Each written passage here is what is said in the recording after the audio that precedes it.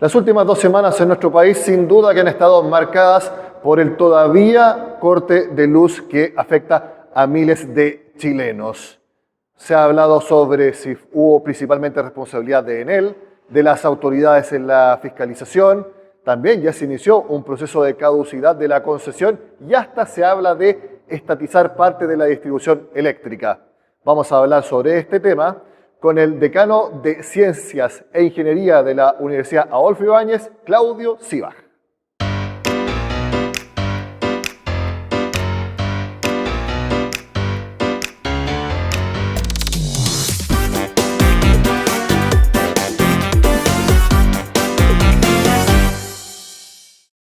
Hecha la presentación, le doy la bienvenida a Claudio Sivag, quien además de tener su cargo en la Universidad Adolfo Ibáñez, también fue ex vicepresidente de la Asociación de Generadoras y una persona que conoce muy bien el sistema eléctrico de nuestro país. Claudio, gracias por estar con nosotros en el noticiero de Renta 4.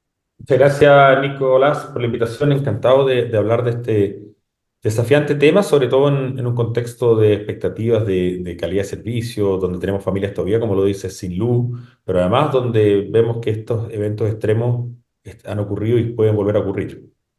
Exactamente. Desde la academia, que es donde tú estás ahora, ¿cómo has mirado todo este problema que ya lleva prácticamente 2 semanas? Bueno, tal vez lo primero es justamente desde la física, o sea, nosotros somos una facultad de Ingeniería y Ciencias. Si uno mira lo que está ocurriendo en materia de crisis climática, estamos ante eventos crecientemente extremos e inéditos. El viento que hubo el día jueves, hace ya más de 10 días, casi 2 semanas, alcanzó 124 kilómetros por hora, que son la escala mundial de viento, es sobre 120, se considera un huracán. Pero la fuerza, la energía que lleva cualquier objeto en movimiento, en este caso el viento, depende del cuadrado de la velocidad a la cual va, y por lo tanto, si el récord anterior por un siglo había sido 76 kilómetros por hora, la cantidad de energía destructiva que había en este viento extremo, que además es la primera que ocurría, eran 166 veces, un por ciento más, perdón, por ciento más que la energía anterior. Entonces, como esto ocurre la primera vez, además destruye todo lo que está a su paso, arbolado, urbano, que nunca había estado adaptado a este tipo de condiciones climáticas. Si esto hubiera ocurrido en Punta Arenas, donde los árboles están mucho más acostumbrados, ocurre esto con más frecuencia. Entonces, eso yo creo que es lo primero mirado desde la ciencia, la física. Acá estamos en un evento impactantemente extremo. Y como ocurrió de noche o por alguna razón ocurrió disperso, no se ha comunicado o no se comunicó en su momento con la fuerza que debió haberse comunicado. Y por otro lado, nosotros además somos obviamente una facultad de ingeniería y miramos mucho los temas energéticos, tenemos un centro de transición energética donde convergen las dimensiones económicas, regulatorias y de calidad de servicio. Y claramente la demostración es que nuestro sistema de distribución, que tiene una legislación que data del año 1982, no estaba preparado para enfrentar un evento así. Los incentivos y remuneraciones que tienen las empresas distribuidoras, que además son empresas reguladas, tienen una ley que los regula, pero además tienen normativa que los regula, y reciben remuneración por eso, y son un monopolio natural. No está la legislación chilena adaptada ni a la expectativa de calidad de servicio que tenemos, ni a la situación de eventos extremos como esto, y eso tiene múltiples explicaciones adicionales, y por lo tanto, eso es un poco lo que, de superar la crisis inmediata, debemos abordar. O sea, ¿cuál es el Claudio. camino de futuro? Sí, al respecto, uno supo de los más de 2.000 árboles que cayeron y cortaron tendido eléctrico, impactaron a los postes, y eso obviamente uno no puede echarle toda la culpa a Enel al respecto. Hay que ver quizás cuáles son también las responsabilidades de los municipios y de la entidad fiscalizadora respecto a la poda de árboles. Eso es un tema. Pero llamó mucho la atención que hubo muchos postes de luz sin árboles cerca, que en verdad parecían palitos de helado rotos uno tras otro. Y ahí quiero preguntarte si la explicación está en la fuerza del viento, como tú lo dijiste anteriormente, sumado a que hay que adaptar nuevamente las regulaciones, en este caso de construcción de postes, para eventualmente adaptarlas a fenómenos climáticos como el que vivimos acá. Mira, de hecho, es importante destacar que tal vez comunicacionalmente y donde el impacto de viento fue más fuerte fue Santiago, fue muy inédito en Santiago, pero también tuvimos semanas de lugares sin luz en la Araucanía, en Concepción, en la región de O'Higgins. Entonces, esto no fue un fenómeno puntual de Santiago ni solo de la distribuidora de Santiago. En Santiago fue más inédito este viento. Y efectivamente no pasa solamente por el arbolado urbano, que además el arbolado urbano, desde la perspectiva de la adaptación climática, es fundamental. Nosotros necesitamos crecientemente en estos eventos extremos protección ante, por ejemplo, las olas de calor. El calor extremo en ciudades, algo está ocurriendo en Europa en los veranos, en Chile también está ocurriendo, ciudades muy cementadas, necesitamos generar más sombra. El arbolado urbano además genera aire limpio, además contribuye a la reducción de emisiones de gases de efecto invernadero. Entonces, el hecho de que exista arbolado urbano no puede ser la víctima de la adaptación climática y, por así decirlo, podar árboles como a veces ha sido la solución más simple. Pero hay postes y efectivamente hay infraestructura que no estaba preparada y también existe infraestructura, por ejemplo, en otros casos que han habido eventos extremos. Las líneas de transmisión, que es un efecto más grande, han vivido eventos extremos, ya sea a veces socavándole sus torres por torrentes que nunca había habido, aluviones. Hemos visto como en la Patagonia Argentina o también en el estado de Texas, en Estados Unidos, se han congelado las líneas y el peso ha hecho que caigan. Entonces, efectivamente, la infraestructura ante la crisis climática necesita una mirada de resiliencia distinta y lo cual evidentemente es una discusión difícil porque requiere inversión adicional sustantiva. Claudio, y te quiero preguntar también por tu conocimiento del sistema eléctrico como anterior líder del gremio de las generadoras. ¿Tú crees que la infraestructura no estaba preparada por la regulación que se quedó atrás en el tiempo o porque hay algunos también que dicen que por distintas formas el concesionario de la distribución fue bajando inversiones que quizás en un momento no eran necesarias, pero que ahora sí siguieron altamente necesarias?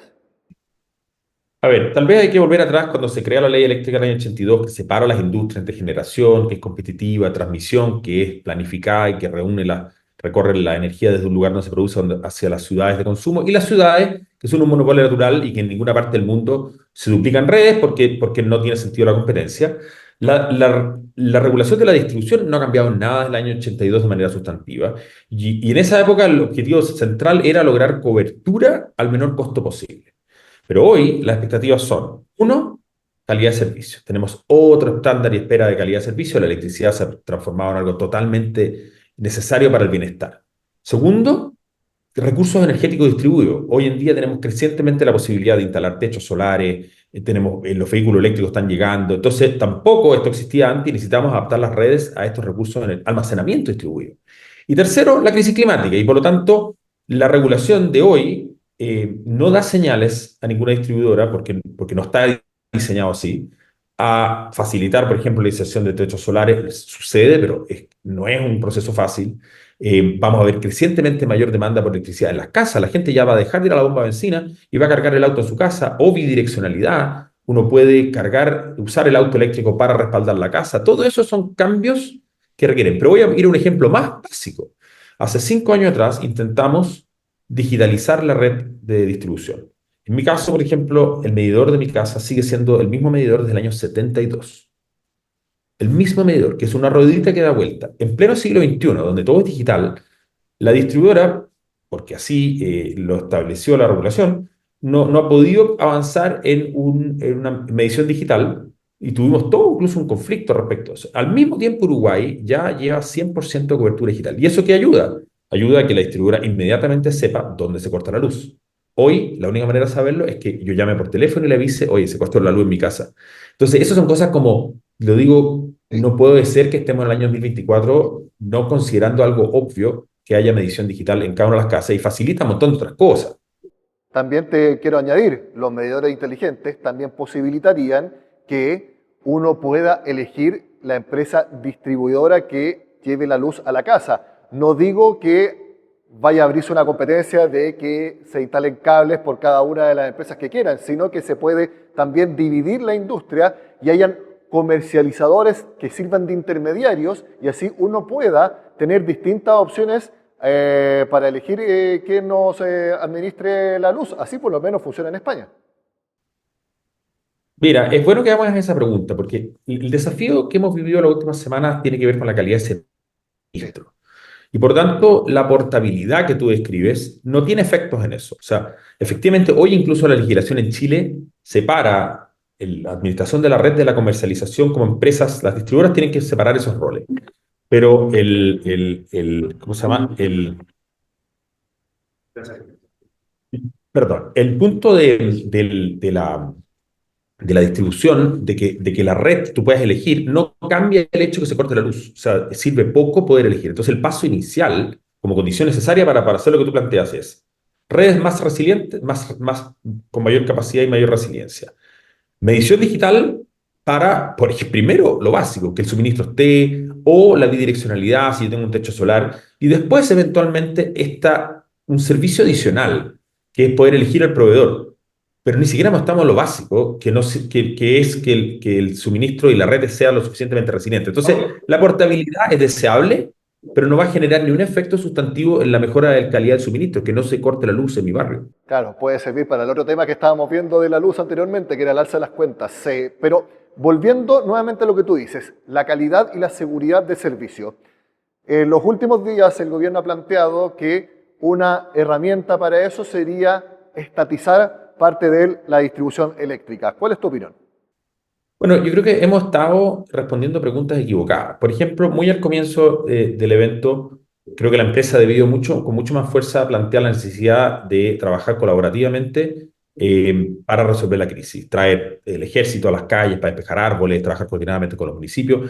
Y en cambio, la pregunta que se estaba tratando de resolver era cómo sancionamos más a la empresa, pero una empresa que estaba totalmente desbordada. Esta y otras, varias empresas. Entonces creo que nos faltó una mirada más colaborativa al inicio, donde la asociación público-privada ha funcionado muchas veces en Chile ante catástrofes extremas. Pero luego, ante la pregunta respecto de estatizar o no, nuevamente creo que estamos respondiendo a la pregunta equivocada, porque existen modelos de distribuidoras municipales, estatales, existen distribuidoras que son cooperativas, empresas privadas. Ninguno de esos diseños de propiedad va a cambiar los incentivos que tiene para, por ejemplo, mejorar la calidad de servicio si la norma de calidad de servicio no remunera a la empresa para poder tener redes más resilientes, para poder eventualmente soterrar, donde el soterramiento es una acción no solamente de calidad de servicio, sino que también de adaptación climática. Y cables soterrados van a permitir más arbolado urbano, evitan, por ejemplo, accidentes por choque que destruyan la red. Entonces, no responde la pregunta correcta la discusión de estatizar. Y además remate, y creo que la ministra de Obras Públicas ya respondió a esta pregunta, el Estado tiene recursos escasos, tiene necesidades de inversión en salud, educación, y hoy día necesitamos enormes inversiones en la red eléctrica. Entonces es difícil pensar una empresa que fuera estatizada, donde tendría que entrar a competir con recursos públicos por otras necesidades sociales. Entonces, creo que la propuesta probablemente creo que desvía el foco a la discusión inmediata, que es discutamos la calidad de servicio, y no resuelve el punto.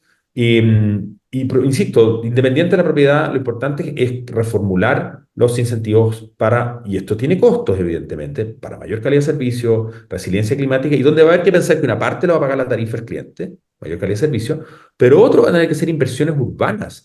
Además, por último, por ejemplo, temas como soterramiento o toda la limpieza de cables de apoyo de las telecomunicaciones generan un beneficio además de embellecimiento urbano. Entonces, como pregunta final, Claudio, para mejorar la infraestructura crítica, que como tú mismo mencionaste, no estaba preparada para este tipo de eventos, va a haber que mejorar la regulación, por ejemplo, en las exigencias para construir los postes, eventualmente soterrar cables donde se pueda y no sea a un costo demasiado excesivo, incorporar medidores inteligentes para que se sepa inmediatamente dónde y cuándo se corta la luz. En definitiva, todo eso y además que implica una mayor inversión. Bueno, y efectivamente todo lo que tú describes en cierta medida incluso había sido incorporado a la norma, pero tiene que ser lamentablemente reconocido en la tarifa. Entonces, en un contexto de alza de tarifas, es una conversación desafiante, pero también los clientes esperamos que si las tarifas están subiendo, de una mejor calidad de servicio. Entonces, es una cuestión compleja de resolver, pero subir el estándar implica necesariamente también los incentivos y el financiamiento para esa mayor inversión necesaria para cumplir con ese estándar. Claudio Sirraj, decano de la Facultad de Ciencias y también Ingeniería de la Universidad Adolfo Ibáñez. Ha sido un placer tenerte con nosotros acá en el noticiero de Renta 4. Que esté muy bien. Muchas gracias por la invitación.